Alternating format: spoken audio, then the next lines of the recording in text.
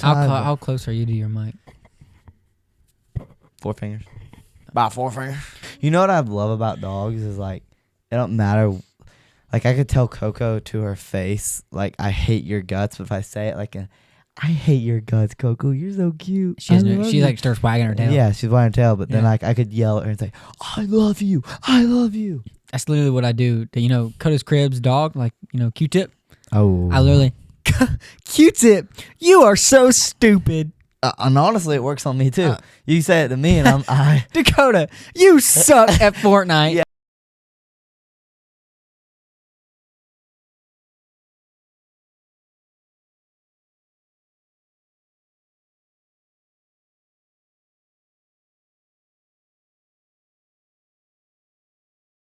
Welcome back to Coda's Crib Podcast, the number 4 podcast in the world.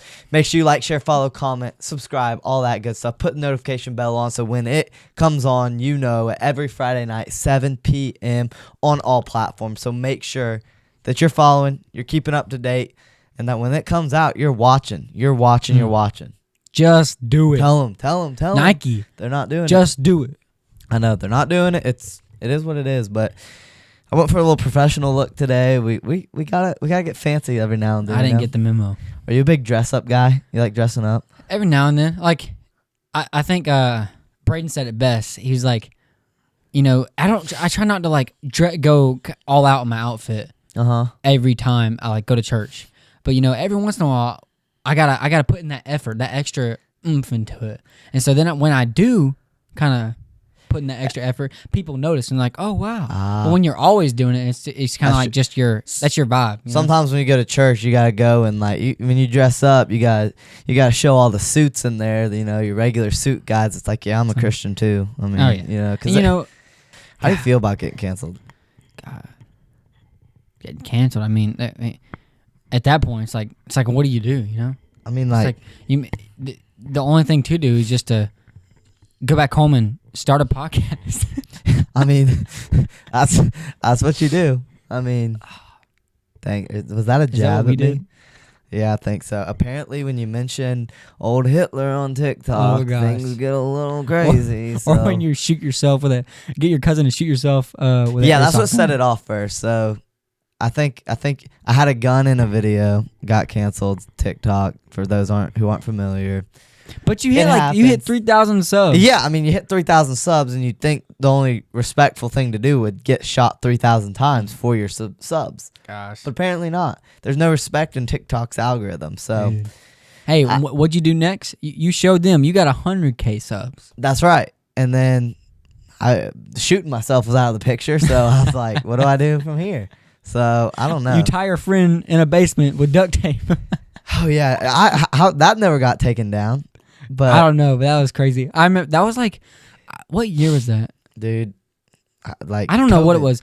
Like COVID. So that was still ish. Okay, if it was 2020, that was my sophomore year. I was still like, our relationship was still like really building then, and I get to his house and he's like, I need you for a video. He has me sit in this chair, getting duct taped around the chair, like, and I can't move. And it was the craziest. Like, I didn't know what was happening. I was getting myself into, and then, you never know, like, what it'll lead to, because 3 years later, we're sitting here doing a podcast. I didn't know it was going to be either because, like, we went in, we did it, and then I was like, honestly, I want to kind of leave him there now. Like, he's in my basement, in the unfinished basement, just sitting there, duct tape and all. But, hey, you took it on like a champ, so appreciate that. And, hey. That was my what do you call it when somebody has to get into a team? My initiation or whatever. That's what it was. Yeah. That was initiation, and look where it got you. So we're here, dude. I was watching a video today, and I was watching these people, and like there's a bunch of like famous TikTokers, YouTubers, and stuff for like that they live in a van, like all the vanners, like people just live in vans. Like it's basically like a big buses. No, like just kind of like a van, but they customize it to live in there. Kind of like a camper, but oh wow, but a van. It's like van life and everything. So, dude, but I don't know. Could you live in a van? Like could you? It's basically a condensed camper almost, literally. No, I think in which I'm very fortunate to have, good parents to that provides for me. But going from now, like I have like basically a whole basement to myself. And so there's no way I can go from that to living in a van. And some people just like cut out for it. That's the lifestyle. But I'm like, dude, people will like be like married and going and living together in vans and everything. And I'm like, I mean, what do you do when somebody's got to go somewhere? You're like, okay, honey, so you're going out with the girls at 7. You'll be back at 11. Okay, just make sure you're back home. Remember, bedtime is 11:30, so make sure you have the home back at 11:30. It's like, well, I mean, you can't like go do your own thing or anything. It's like, because if y'all are using the same car, and so like, if y'all, what do y'all do if both of y'all have somewhere to be at the exact same time? I know it's like a convenience thing, but then also like, where's all your waste going? If you know what I'm saying, like out the window. Dude, that's what I'm thinking. I'm like, dude, I don't know. I just that lifestyle is, I mean, it's very minimalistic and all that, and just I don't know. I can't do that. That's not me. Like my brother, I feel like Hunter could do that. I could see that. Hunter and Shay could do that. Like they that's them. I could see that. They could so rock that. But I'm like, I need my space a little bit, like just a little bit of space, and I don't want to. When you're sleeping somewhere that's got wheels, I don't know how safe I'd be feeling. You know what I'm saying? That e-brake might fail. Yeah, you going down the hill. When you go into a nightmare and you get thrown out of a car and you could wake up and it's actually reality all within 10 seconds, I don't like that life, dude. And on top of that, like say you have you and your other person living in it, like you might, some of them have dogs and like cats living in there. That's insane, dude. I don't know. No. There's no way though. Like I could go from, like I said, like from what I have now and all the space, like because like your alone time, like that's needed. Everyone needs like their own downtime to do their own thing, to build themselves and with who they are. But you also need that time with other people, but there has to be a good balance, Absolutely. How long do you think you could go like staying by yourself, like locked in your house, like by yourself? I think the longest, without seeing like anybody. Yeah, I think the longest I've ever done it was like a couple days or a few days, and it was because I was sick, and like that's the only reason probably. How long do you think you could go though? Not long, because I get like stir crazy, like because I see all these like I saw the Mr. Beast video where like the guy stayed inside the store by himself and you get $10,000 every day you stay there and all that. Anyways, I saw that, but also me, like I'm a like, I need my people. Like I love people. I feed off the energy of people. But dude, when I'm like by myself, when I come back, I'm like, dude, I could stay. I could be a loner also. I was like, I really can. Like I can chill and have nobody bug me and do my own thing. Like a little too good. So I'm like, I don't know. Like if I was given by myself, like staying, I don't know how long. I feel like though I could go a solid. I could probably go like I don't want to say a month, but like 3 weeks. But like 3 weeks, I feel like. Well, I think you just adapt to your surroundings really well, because like that Connect camp that you went on, like you were around people all day, moving every day. I mean, I think you just adapt really well. Yeah. Let me get something to drink real quick. Dude. What are you doing? My bad. We're not sponsored. Guess I won't be getting no sweet tea. How often do you change your sheets? I was actually thinking that. Dude, how? Be honest. My gosh. When's the last time you changed your sheets? I'm kind of embarrassed to say it. When's the last time? It's probably, oh gosh. It's probably like September. Is that bad? Is that? Dude, I know somebody that changes their sheets every week. Really? Yeah, every week they wash their sheets. And I don't know. But like, dude, it's probably been since September. That's crazy. But I was thinking that the other day. I was like, man, it's probably time. Because my friends were over, and we were all just like chilling on my bed or talking, and it dawned on me like, dang, probably should clean my sheets. Dude, my thing, I sleep. You know my setup. I have like my comforter, like it always stays like on lock. So I don't go in my sheets. I just sleep on top of my comforter with another comforter. So like I never change my sheets. See, that's weird too. Like that is weird, but it just I hate like I'm not a big sheet guy. Like everyone's like, man, you get in that sheet and it just takes you to the promised land. And I'm like, I don't know about that one. No, so, I feel you there. Like, and then you always have kind of like made bed in a sense. Like even when your blanket's on top of it, like your comforter, and it's not made, you still look like you got a made bed. Yeah. No, I feel you that. Like for the longest time, my mom, like when I was little, my mom would always put sheets on the bed, but I would always, end up kicking them down to the foot of the bed, and then just have the comforter. So eventually, I was just like, I don't need no sheet under there. I'll just use the blanket. So I sleep on like the the sheet that you put over the mattress, but I don't have another sheet. I just to cut like underneath the comforter. I just use the comforter. That makes sense, dude. I'm convinced I could be a pretty good like premarital counselor. That's always just a thing that I'm like, I think I'd be good at it. And honestly, probably the first test would be like day one is putting a sheet on with somebody. So like you and your significant other, you and your fiance would have to make a bed. Because dude, you ever made a bed with somebody? Dude, the conflicts that come up, because one of them's a freaking perfectionist. One of them's got to have every wrinkle, every hair off that sheet before it goes on that bed. It's got to be tucked and clucked and like really tight. Yeah. It's got to be the perfect way. It's got to be folded under the perfect way. And the other one could care less. They're just throwing it on there, and there's a real battle. And that's when the devil tries to sneak in right there. And that would be day one of, hey, let's get this bed made together. And that's the first step of getting married. Or not.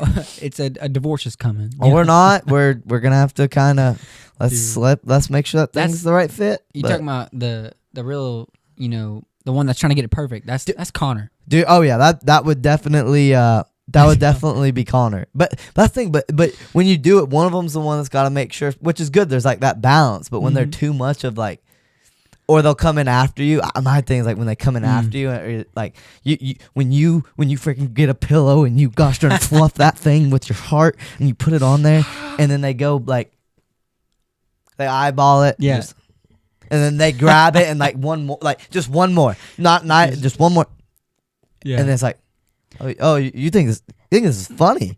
This is a game for you? Yeah, you think this is funny? That's one of those things where it's like you're never gonna get it perfect. You just gotta put it down and just accept it. There's Dude, just no way. What's your like? I had to. Yeah, it's just that's always a conflict of like how do I go behind someone's work but like uplift them in the process? It's like you just see a lot out there and it's like, oh gosh, you don't want to bring them down. Yeah, you don't want to bring them down, but it's like, oh, I always just pull the like, oh dude, what's there? And then just go, yeah, squirrel guys, who turn the volume down? Like that's what I do. But yeah, that's I don't know. That's what I do, but that's a tough one. But I think that would be step one of premarital counseling. Dude, what's the deal? When I have food on my face, I feel so vulnerable. Isn't that the worst feeling ever?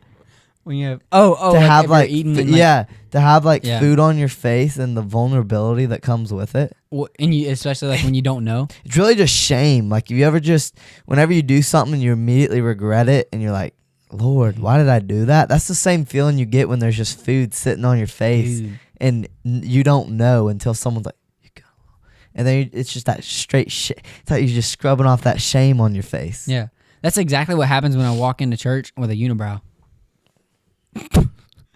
And my brother's like, Braden, he's like, dude, what's up with someone did that to you? I think they did, but it was like they were making a joke. But then now I'm all insecure, so I go to the bathroom like to check, and it's like nothing. And then I have to go up and lead worship after that. You got those finger tweezers, just I don't know, like pluck. Gosh, yeah, no, that's a tough one. But that was the worst. You just caught in a vulnerable position. I hate that crap. and you don't even know. And you're just, that's the thing though. It's that moment where you're on cloud 9. You're telling the story about the time that you went to grandma's. You took her freaking favorite spatula, freaking baked up some cookies, put it under her pillow, and she thought she was smelling incense the whole night. You know what I'm saying? She thought she was smelling the Lord's bakery, and you're in there just going to town, and you got freaking ranch coming out your mouth, and nobody knows. Where is this going? No, I'm just saying that's the feeling. Like when you're sitting there and you got food, like they got ranch just out your mouth. You're just chilling. You're talking, having a normal convo. I'm like, dude, it's hard to look at you right now. This is a tough one.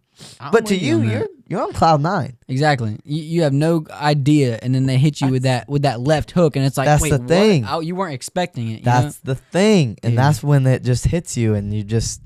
Everything just goes downhill from there. You said ranch, and this might be a controversial topic. All right, so hold your pants. Oh gosh. All right, ranch, bro. It's not just the best like sauce. Like it goes with everything. Overall, it goes with everything. It goes with everything. Pizza, salad. I use it on steak, chicken, everything. That's on steak, really? Yeah, because that's like I don't really like A1 pizza or 57. I don't use any of that. I just ranch, bro, all the way. Okay, interesting. Carrots, it can go with vegetables. It's kind of a hot take. Ranch on freaking steak. I've never heard that. Yeah, I didn't even know that. Dang, everything. Use it on everything. That could challenge our relationship. It's a tough one. No, ranch on ranch is a good like all around like There's so much that you can use it with. Mm-hmm. That ranch is a go. I'm trying to think though. Like, what's your favorite ranch? Is it like the? It's like it has the farm on the front. Like Hidden Valley. Yeah. This might be controversial, but my favorite ranch out of all the ranches is probably Chick-Fil-A. Really? Do you like their ranch? I've never tried. I always just dude Chick-fil-A their ranch. Sauce. This is I dial my Chick-fil-A up a little different. Gosh, y'all better sit down and buckle up. What do you know how this goes? Yes, go ahead. Yeah, it's just a little different. You gotta get a sandwich with American cheese. You get 2 of them.